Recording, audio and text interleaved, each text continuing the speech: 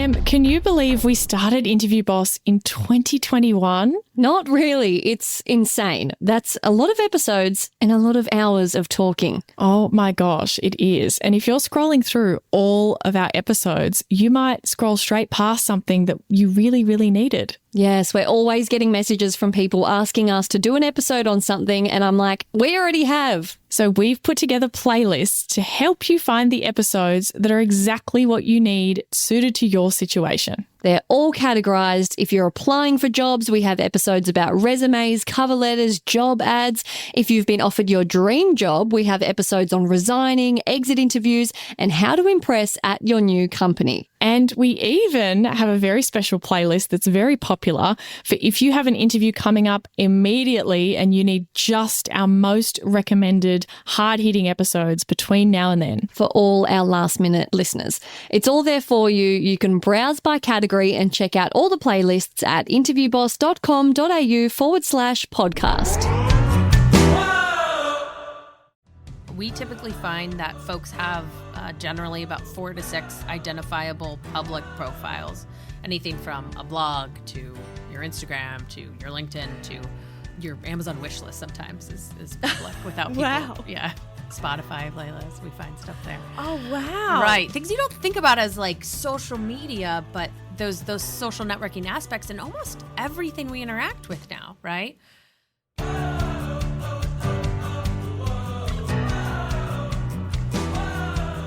Hey everyone, and welcome back to Interview Boss. My name is Sarah. I'm an HR and recruitment professional, and I've teamed up with my sister to give you advice, inspiration, and support when you're looking for a new job. Together, we're excited to give you guys all the tips, tricks, and behind-the-scenes knowledge to help you in your career. So this week we're talking about all things social media, and to help us with that, we've got a special guest with us. Bianca Calhoun-Lager is president of the Social Intelligence Corporation. So thanks so much for joining us today, Bianca. Thanks, Sarah. Excited to be here. So Bianca, tell us a little bit about your background and what you do now.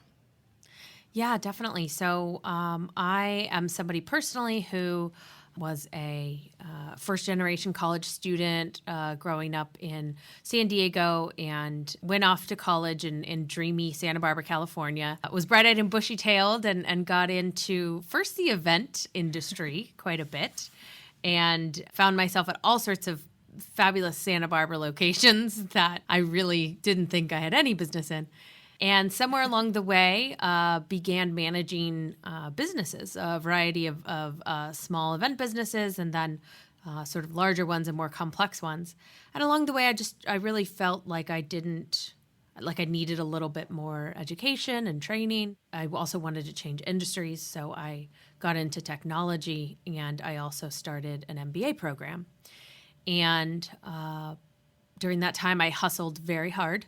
I did a lot of working full-time in school and volunteering, and really was just kind of doing everything I could to pay for school and get the education done. And so on the other side of that, I continued my sales and marketing career, landed essentially what I thought was a great career growth job, focused on marketing, great pathway to executive leadership, and I was pretty content. And then went out to dinner one night with friends and neighbors of ours, my friend Max Drucker, who is the founder of Social Intelligence, as a matter of fact.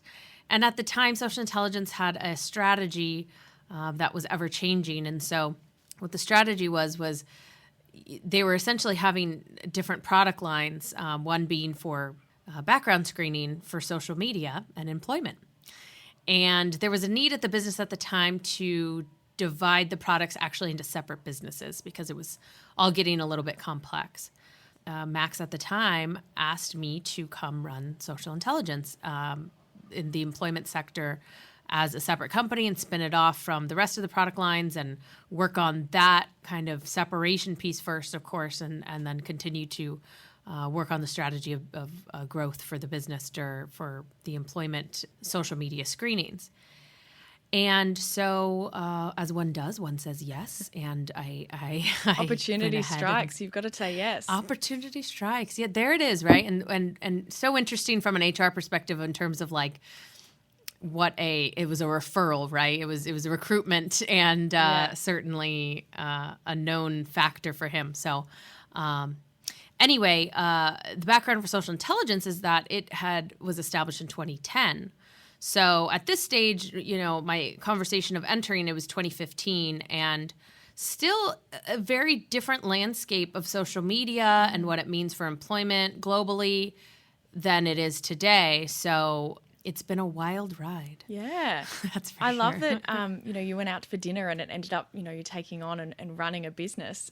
We did an episode Yes. on networking recently, and one of our tips was you never know when an opportunity is going to strike like that, and it could come from somewhere unexpected. Completely not expected. I remember I tell a story a lot. I was had soup halfway up to my mouth and I was like, what?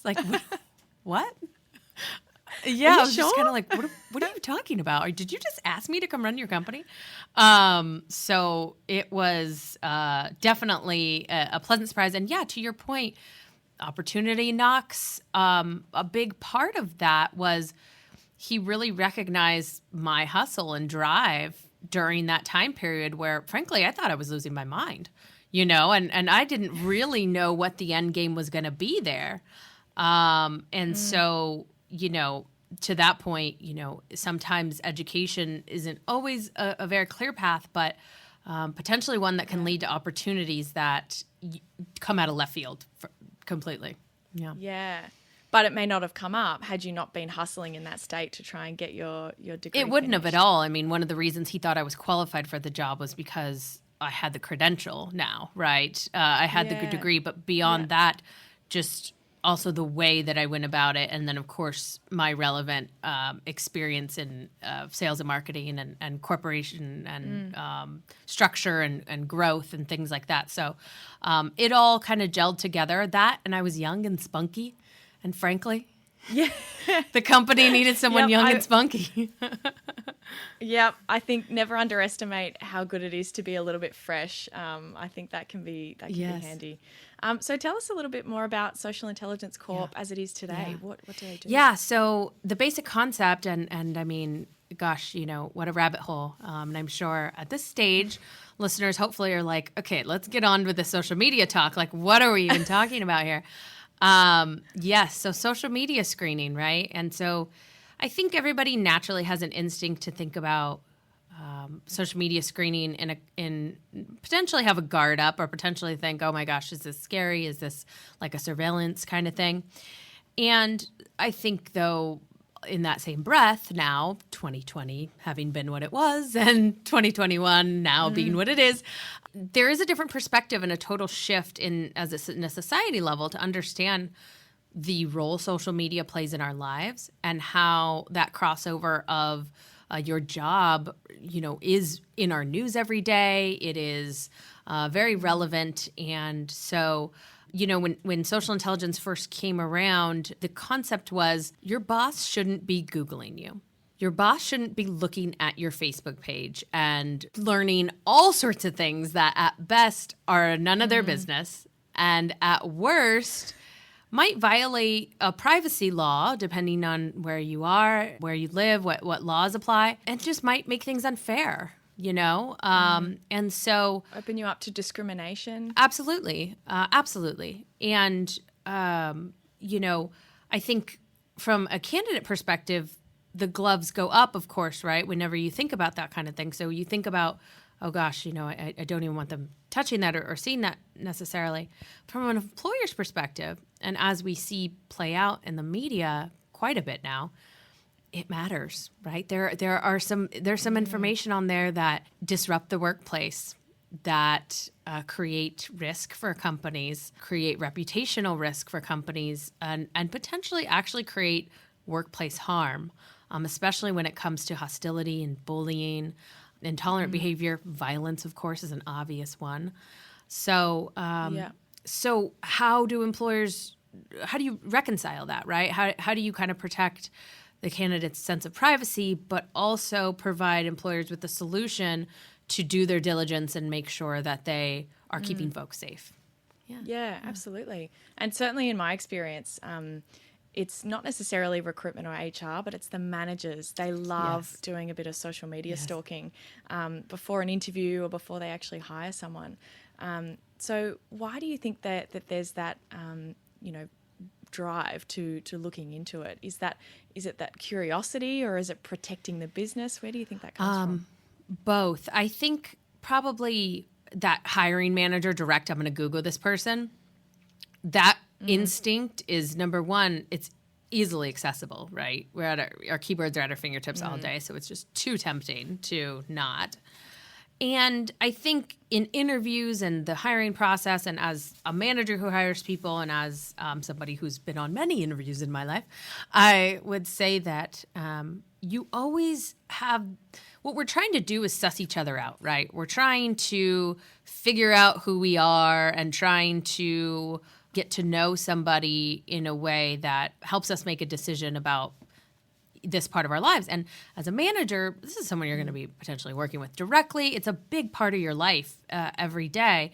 And so that, somebody who's going to match your energy, or, people talk about culture fit a lot, and people talk about all sorts of different reasons for it. But at the end of the day, I think it's very personal for people to know that, okay, is this person going to who are you that is going to be sitting next to me, or whoever. Yeah, you're gonna have lunch Sure. together. You're gonna be talking about your weekends and things. Yeah, outside of the work, right? I mean, there's the work aspect, but I think there's just this sense of what's your deal? Who is this person? And any red flags that I need to consider. Yeah.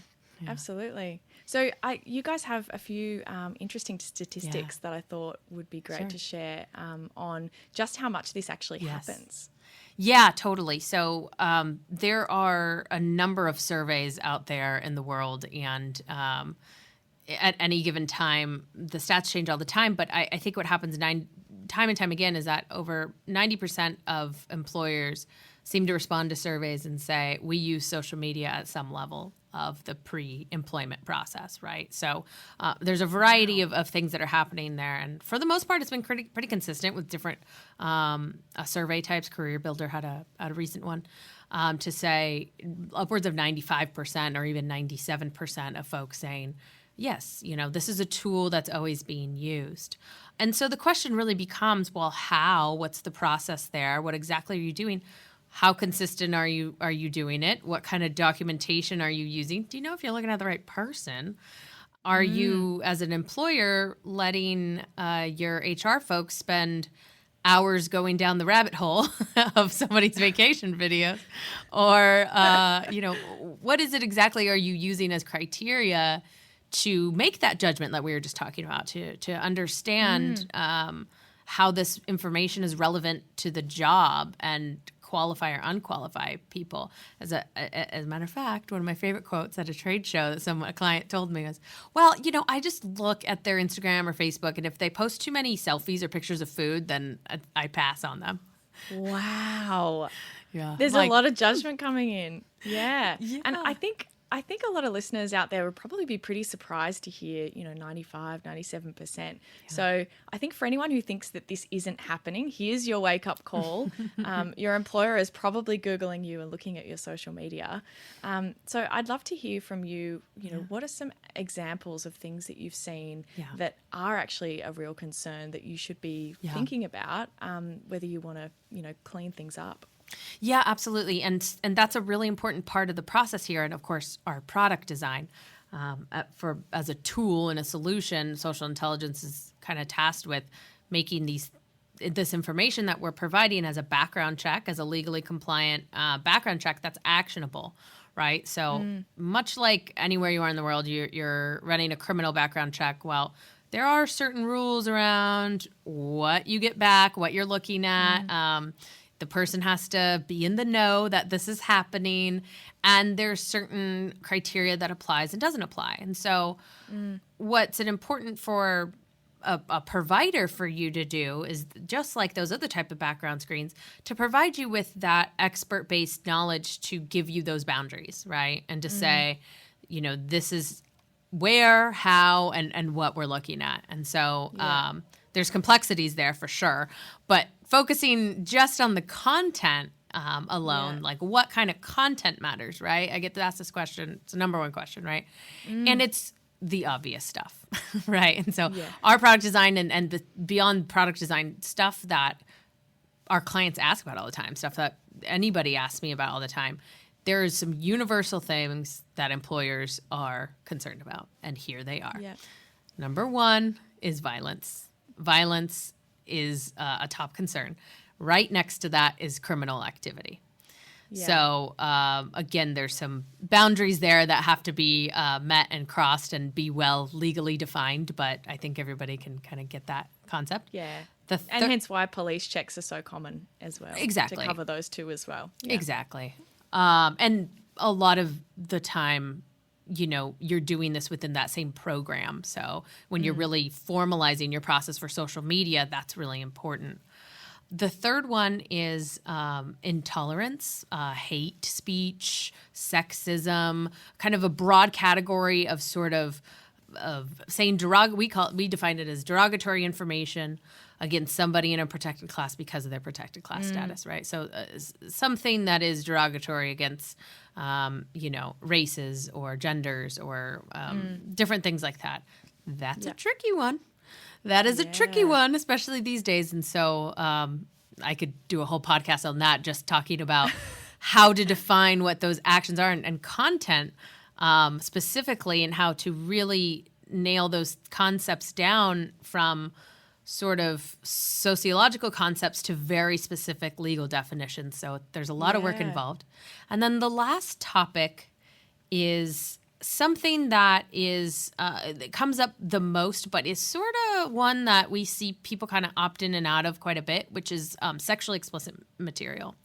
Okay. Depending on your industry, depending on your geographic location, depending on many factors, some of these things matter and some of them don't. Now, for the most part, companies are concerned with actual sexual acts, right? That might be illegal, certainly anything that involves children.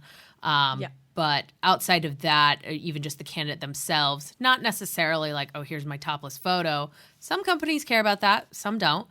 But if you are performing, involved in, and have this in a public concept, a lot of companies do want to be aware of it at the very least. Yeah. Your OnlyFans page, you've got, Right. those kinds of things. Perhaps. Yeah. Sometimes, I mean, again, some of that stuff is private. And so brings up a really good point about availability of content. What are the limitations there? Yeah, and if it's not publicly available, is that something that's going to cause the same kind of risk to an employer as compared with if it's an open public Instagram page? Exactly, and that's exactly the frame of mind to think about it in that frame of mind, right? Is that it isn't just because we want to out you and find your secrets in the internet and expose you to the world.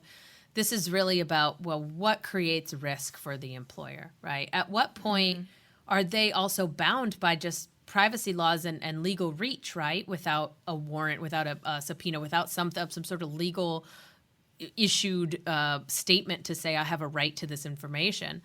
Really, no matter where you are in the world, that is probably always going to be a limitation, right? In terms of accessing somebody's private information. And of course, many, many privacy laws out there with data and things like that. So for what social intelligence focuses on and what we sort of advise folks as best practices and things like that is if your client, your coworkers can Google it and find it pretty easily, that's what a company needs to start there and be concerned about. Now, beyond the scope of a general background check in that way, should there be a need and criminal investigation, things like that, that's different, right? But just as a basic diligence idea and record, the limitation and the sort of proper legal procedure and really just the best guidance that we give is looking at publicly available information, because that is where the risk is. That's the viralness of it all. That's everything that really hits the top level stuff, and also kind of where a company put their hands up and say, "Hey, man, we tried. We did our best here." That's so true. I mean, coming from having done police checks for a lot of organizations and things like that during the screening process. Part of the employer's perspective is, we want to be able to prove to our board or our clients or, to the media, if it's trial by headline, that we really did do our due diligence. And maybe we didn't catch every single thing, but, there were processes in place. And I think sometimes that's kind of where an employer wants to get to. They don't need to find every single little thing about someone because in a certain way that's almost impossible, right? Sure. But they want to make sure that they can confidently say we've done our bit and we've checked that there's nothing, obvious that we've missed. Completely. Yeah, absolutely. Yeah. So what would be your advice for candidates? If someone has like a private profile on everything, is that enough? How do you go about kind of auditing what you're putting out there? Yeah, it's tough because sometimes a lot of the point of having social media is that you want to gain followers and have influence. You do want to share your work or have some sort of self-promotional aspect or even just you kind of just want attention, which is fine. Yeah. Fair. So it's a tough line. We typically find that folks have generally about 4 to 6 identifiable public profiles, anything from a blog to your Instagram to your LinkedIn to an obscure, your Amazon wish list sometimes is public without people. Wow. Yeah. Spotify playlist. We find stuff there. Oh, wow. Right. Things you don't think about as like social media, but those social networking aspects and almost everything we interact with now, right? Yeah. So it definitely takes, obviously, the first things first, have a level of responsibility anytime you're interacting on the internet. And my easiest advice to folks is be kind. It's simple, might even put me out of business, but that's okay. Be kind. That is probably the number one thing. The second thing is, of course, be conscious of your privacy settings. Understand your audience, even if you are somebody who does need that level of openness to at least one of your accounts or some of your accounts or anything like that. You can live a very authentic life online without creating violence, being intolerant, doing any of those things that are fairly extreme. Also, I would say that if you're generally somebody who is concerned about that and concerned about what your boss might think about you on your pages, generally speaking, folks that have that level of care are probably taking care in the first place. We find about 1 in 10 of our reports gets one of those boxes checked from one of those flagged categories, right? So that leaves 9 out of 10 that are fine. I think that the other vital piece there for candidates to think about is, do you know that this is happening? Has your employer clued you in? Maybe even, gently ask this in the interview. How do you guys handle background checks? Is social media part of it? Yeah. It's a very fair question. And, if they are doing a compliant and formalized check, they will absolutely have no problem letting you know how it works. And, potentially, if not, it's interesting to see the reaction there, I think. And also just And you can make that a broad question too and say, what's your checking process in terms of references, police check, other background checks. Yeah. And then that way, you're encompassing that whole process together without asking, are you going to look at my social media? Because I feel like that may come across, they're going to go, well, I wasn't, but I am now. Right, totally. I didn't think about that, but let's pull it up. Yeah, exactly. Correct. I mean, and you could really frame that in a way that's like, hey, I want to be prepared and just make sure I have all my ducks in a row so that I'm ahead of this game. I'm looking forward to an offer. So what do you need from me? Yeah. Great. That sounds great. Everybody's happy, but also you're like, or do I need to think about this? Yeah. If you're asking those questions, you're probably fine. Everything that I would assume of all that list that I sort of rattled off, if you're being responsible in that way and proactive, you shouldn't worry about it. Should you worry about the one-off hiring manager Googling you and stuff? It happens. I mean, unfortunately, there's not a ton of control that you have over that. So you do want to think about that. Of course, my shtick over here is for employers not to do that, right? I mean, that's what we want to avoid and create the level playing field for everybody. So as a candidate, you have confidence in exactly knowing what's going on. And then, the employer still covers our bases. But look, like I said, it's at your fingertips all day. If you're going to Google something, it can happen. So privacy settings are super important, and be kind, be nice. Yeah.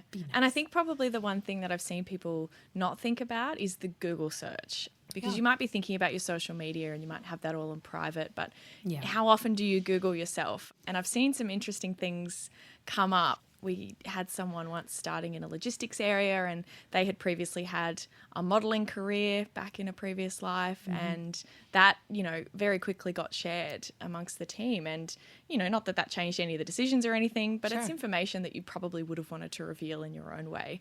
So definitely do a Google search of yourself and just see what's out there.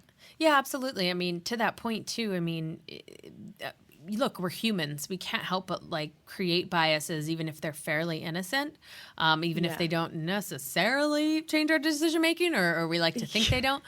It's tough. It's a tough thing to. That's a memory that you even remember, right? Things stick in our brains. But to your point too, putting things into context from an employer's perspective is incredibly important.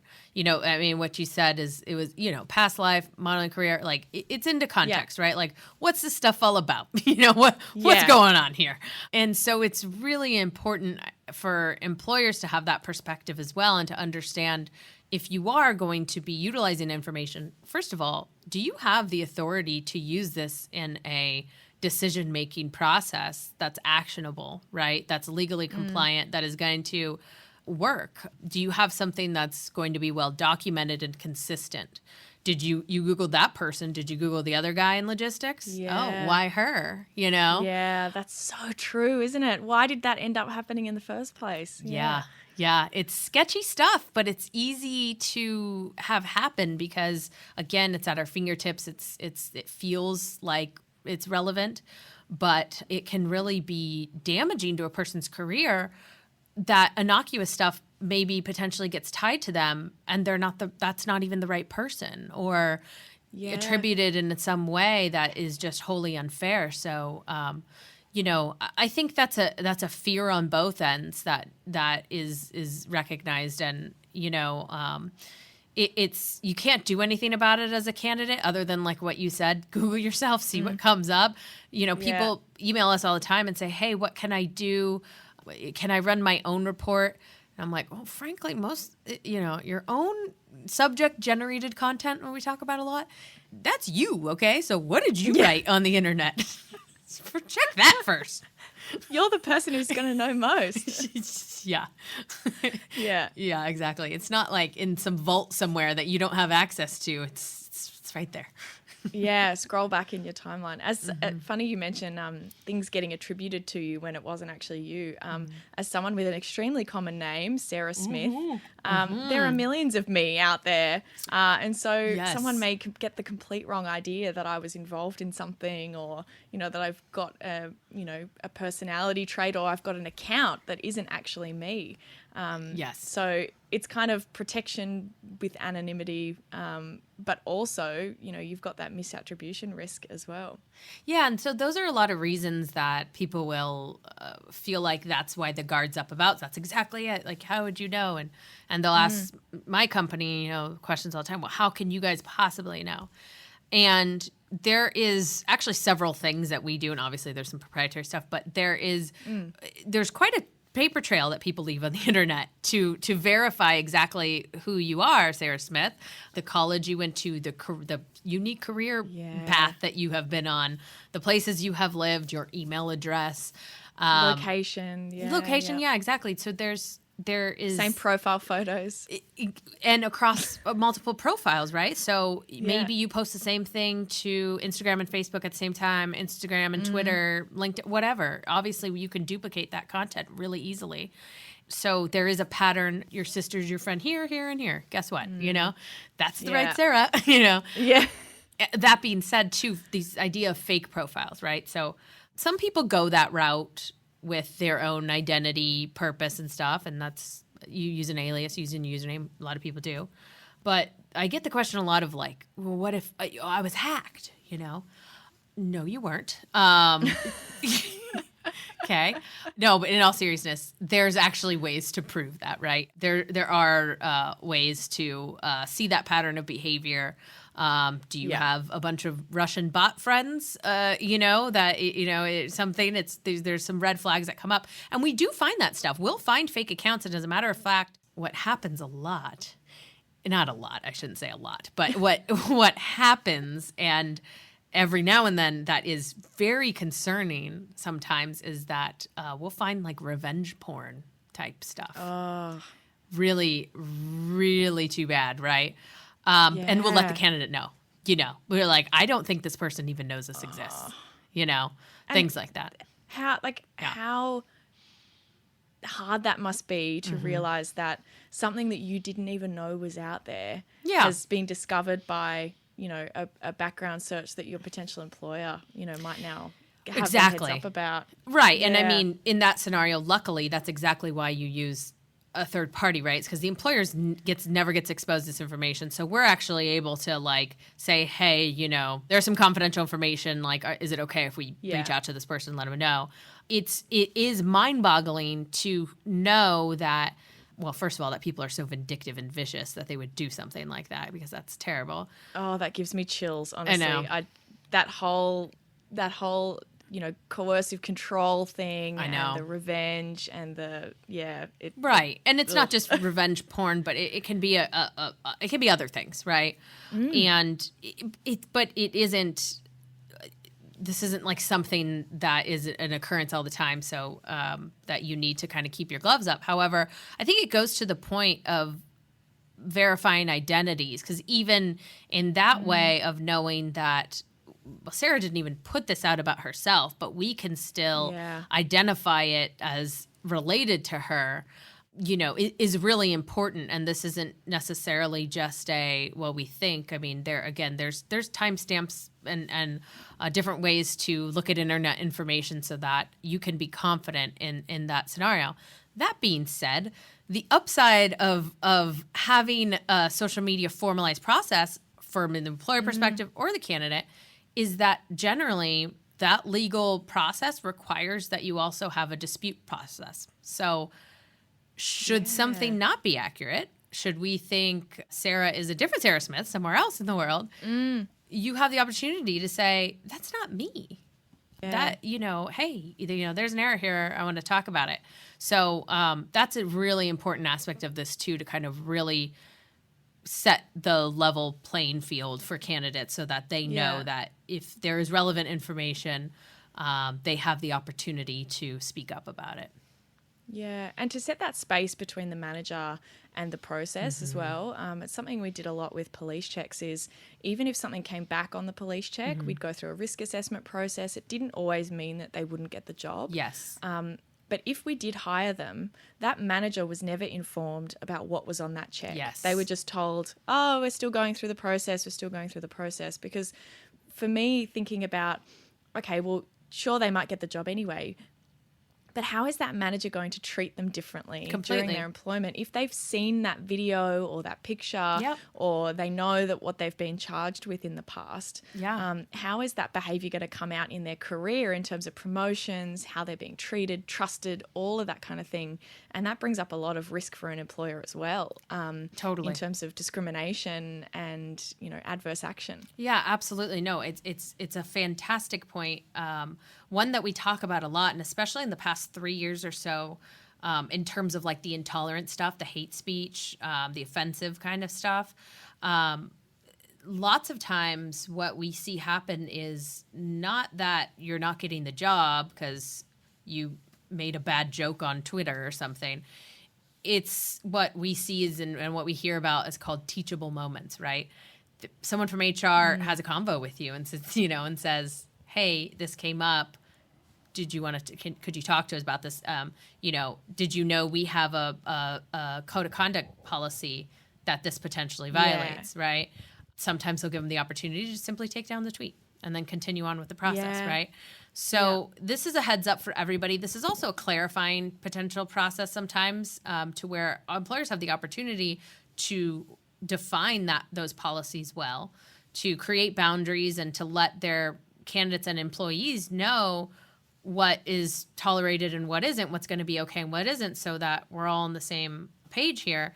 And like to your point, just because somebody makes an error doesn't mean you're not getting the job. But importantly, that separation between the information and then the people that are going to be working with them directly, it's very powerful in people's career growth and career paths. Yeah, definitely. So I'd love to hear some examples, depending on what you can actually share, of things that have actually impacted someone's career that they maybe didn't expect to. Well, I have really bad examples, again, unfortunately, the revenge porn stuff. But the top one that always comes to mind, and this is a very heartbreaking one, it actually still makes me sick to my stomach to even think about it. We found 2 years ago a client of ours is a very large financial institution, global institution. Okay, we'll just leave it at that. And one of their candidates had a video on Facebook, and this was on Facebook for a couple years. I want to say it was 2 to 3 years at the time. So public content, public Facebook stuff. And it was a video of someone being sexually assaulted while unconscious by a group of people. On Facebook? On Facebook. It was a 2-minute video, something that wasn't very long, but it was horrific to watch. And, such a key moment in that financial institution's social media program, right? To understand how impactful it would be to their organization should somebody represent their company. But beyond that, that person then had, it potentially wasn't necessarily they were involved in it directly. It was hard to tell. And it was tough because I had personally had to contact law enforcement for the area that it was and talk to cyber police and all sorts of had investigations, things happen, and dealt with Facebook to try to understand this. And, speaks to their, they don't have an algorithm necessarily that catches these things, folks. You know what I mean? Somebody has to report this information and catch it. So, what legal consequences there was for him, who knows? It'd be really difficult, especially because it was a years old video, to pinpoint it. But pivotal to understand, I think, from the organization's perspective of what kind of damage that could have done internally. If his colleague had found that, if a client had found that, if a million of other things, a news network picked it up, quite a bit of outcomes there. So that's a very extreme and unfortunate and really sad. Wow. I'm talking really, it was quite a day here at Social Intelligence when that all was happening. I would say, though, that one of the other things that stands out to me was, bless this guy's heart, I suppose.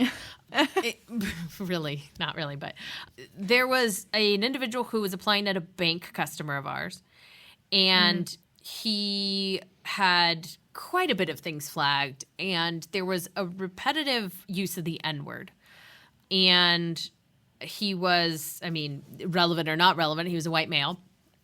And the bank passed, right? It was a situation where the bank was there was just nothing that could, We don't want to even ask a question about why or anything. Right. Yeah. It's just a no. Right. It was a no. So violates this policy clearly, that was out. And so he wrote a letter to us. He wrote a letter to the bank. He wrote, he kept kind of emailing and stuff for a while because there was like a 3-page letter that he first wrote. And essentially he was like, I've used this term, but I'm not a racist. I did say this word and that word too, but that doesn't mean I'm a bad guy. This, that, and the other, right? It was very much, it wasn't a question of him doing the content or putting the content out or not. It was like, what's the problem here?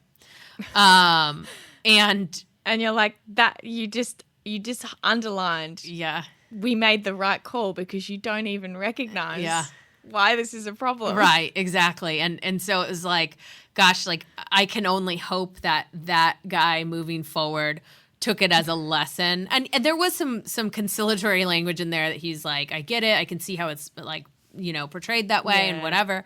And so I can only hope that moving forward, he learned a lesson, got another opportunity. And I'm hoping that he moved on with his life and was able to, clean up his act moving forward. But Yeah. but that one always stands out to me also. Yeah, absolutely.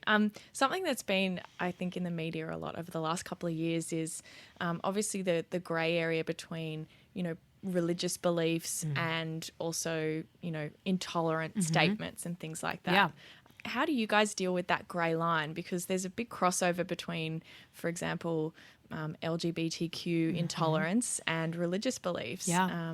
And that's something that we've seen here in Australia with one of our famous tennis players, Margaret Court, is often caught up in controversy with that, but she comes from a religious background. And so, there's a big debate on, is that okay for people to hold those beliefs? Absolutely. I mean, I don't think it's news to anybody that that's obviously a hot debate in America, right? That's something that is an issue, which, it puts social intelligence into the position, and we had to do a lot of thinking, especially over the past year and a half or so, of how to make things very clear and black and white, because that you can think about those things as a gray area. So the solution that we've come up with, and we started working about 2 years ago, and then we really put it into play in the middle of and early last year, is something that we now call the Social Intelligence Intolerance Database. And what we work on is not calling those balls and strikes ourselves, right?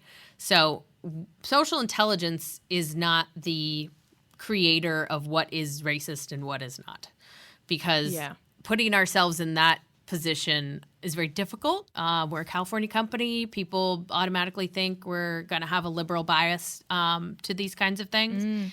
And potentially we might, right? So we do have to check our own personal biases and what that means.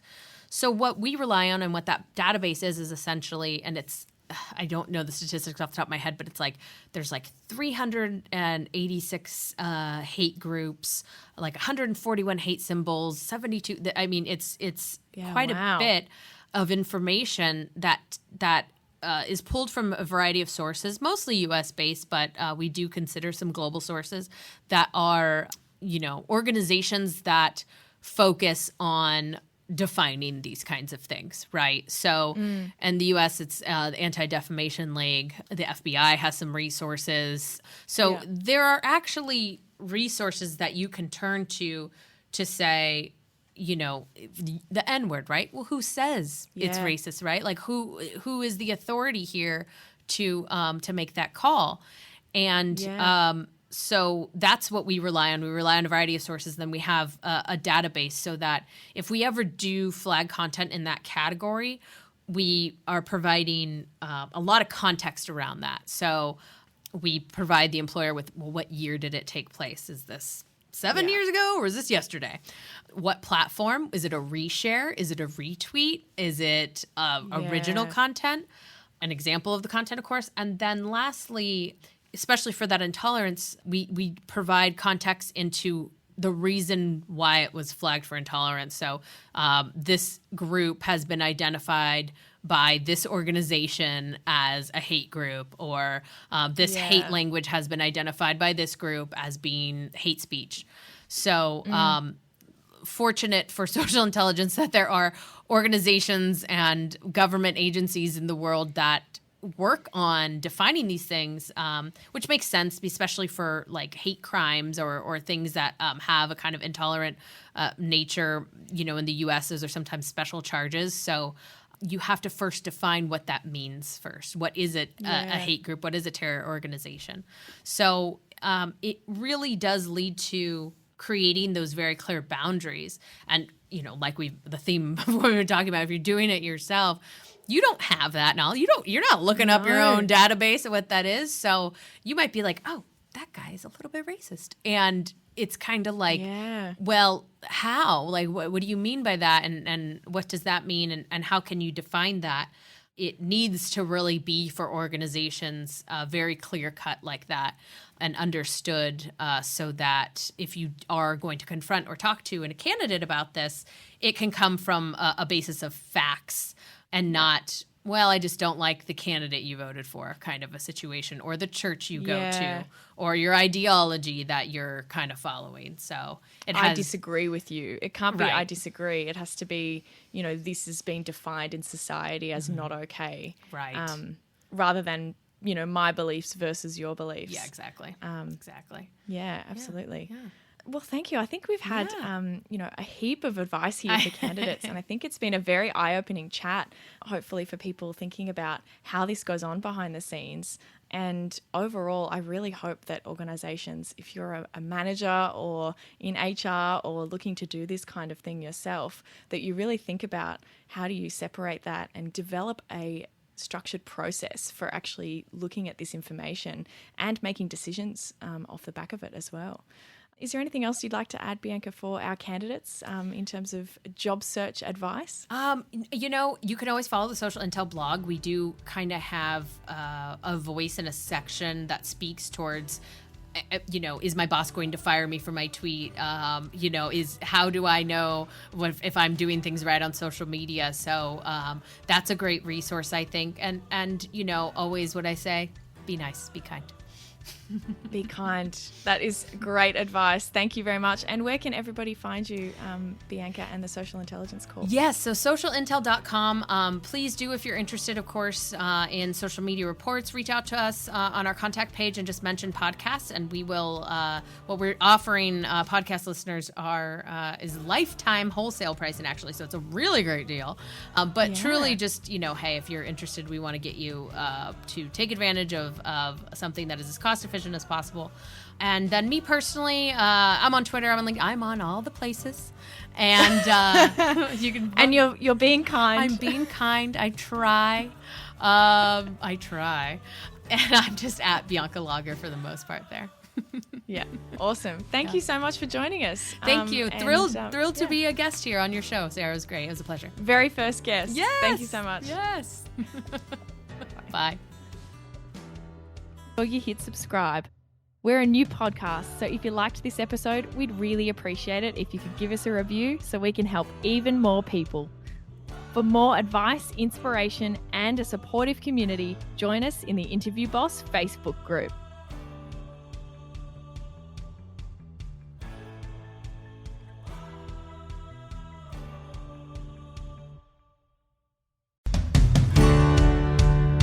If we've been your job search besties and helped you in some way, there's a cool way you can support the show. Shout us a virtual coffee. We get a huge kick out of reading all of your success stories. Head to buymeacoffee.com/interviewboss and shout us a cuppa. If you keep us caffeinated, we can keep the content coming.